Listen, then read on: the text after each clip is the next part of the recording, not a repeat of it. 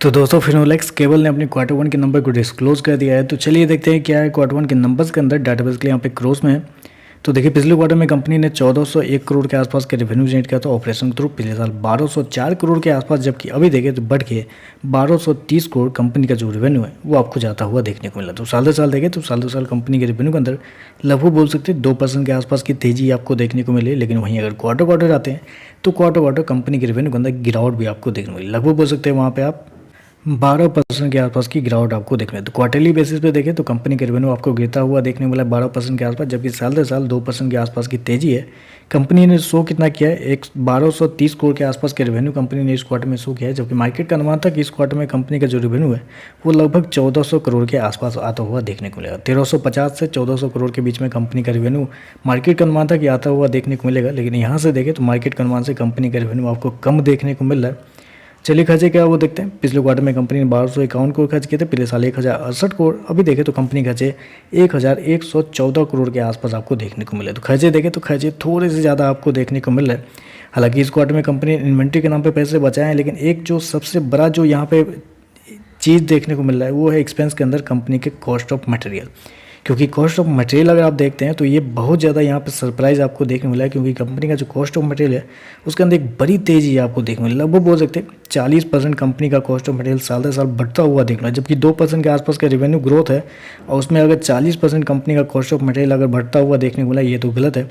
जबकि पिछले क्वार्टर में भी देखें तो पिछले क्वार्टर से कंपनी का रेवेन्यू गिरा है 12%, लेकिन कॉस्ट ऑफ मटेरियल पिछले क्वार्टर से 20% आपको ज़्यादा देखने को मिलता है। ये यहाँ पे थोड़ा जो कंपनी का कॉस्ट ऑफ मटेरियल जो है वो थोड़ा सा कंपनी के जो नंबर को गलत कर रहा है। चलिए कंपनी के प्रॉफिट क्या निकलते हैं वो देखते हैं।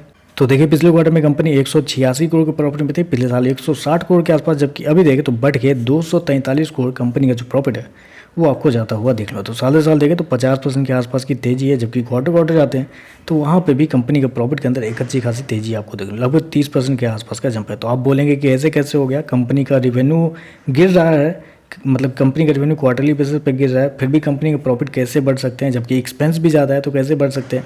जी हाँ, तो उसके पीछे का एकमात्र रीज़न है इस क्वार्टर में कंपनी के ज्वाइंट वेंचर के थ्रू पिछले क्वार्टर में कंपनी को 50 करोड़ के आसपास का फायदा हुआ था, पिछले साल 35 करोड़। अभी देखें तो 155 करोड़ कंपनी को फायदा हुआ है। तो साल दर साल देखें तो 5 गुना कंपनी का जो ज्वाइंट वेंचर है वो आपको बढ़ता हुआ देखने को मिला है, जिसकी वजह से उनको कंपनी का नेट प्रॉफिट आपको बढ़ता हुआ देखने को मिला है। क्योंकि ज्वाइंट वेंचर से पहले का प्रॉफिट देखें तो पिछले क्वार्टर में 199 करोड़, पिछले साल 174 करोड़। अभी देखें तो 162 करोड़ के आसपास आपको देखने को मिला। तो साल दर साल कंपनी का प्रॉफिट गिरता हुआ देखने को मिला, जबकि क्वार्टर क्वार्टर भी कंपनी का जो प्रॉफिट है वो आपको गिरता हुआ देखने को मिला। कंपनी का नेट प्रॉफिट तो 243 करोड़ के आसपास है, जबकि मार्केट का अनुमान था कि इस क्वार्टर में कंपनी का जो प्रॉफिट है लगभग बोल सकते हैं 140 करोड़ से लेकर 180 करोड़ के बीच में था। तो यहाँ पे देखें तो मार्केट का अनुमान से बेहतर है, लेकिन जॉइंट वेंचर वाले पैसे जो हैं, जो 155 करोड़ है, उसको अगर निकाल देते हैं तो यहाँ पे कंपनी का जो प्रॉफिट है लगभग निकलता है 90 करोड़ के आसपास, जबकि मार्केट का अनुमान था 140 से 180 करोड़ के बीच में। तो यहाँ पे भी देखें तो मार्केट के अनुमान से कंपनी का जो प्रॉफिट है वो मेरे हिसाब से तो कम ही देखने को मिल रहा है। ईपीएस की बात कर लेते हैं तो देखिए पिछले क्वार्टर में कंपनी का ईपीएस 12 रुपये के आसपास था, पिछले साल 10 रुपये 49 पैसे। अभी देखें तो 16 रुपये के आसपास आपको देखने को मिला। तो ओवरऑल देखा जाए तो मेरे हिसाब से कुछ खास नंबर आपको देखने को नहीं मिल रहे, थोड़े से नेगेटिव नंबर देखने को मिल रहे हैं।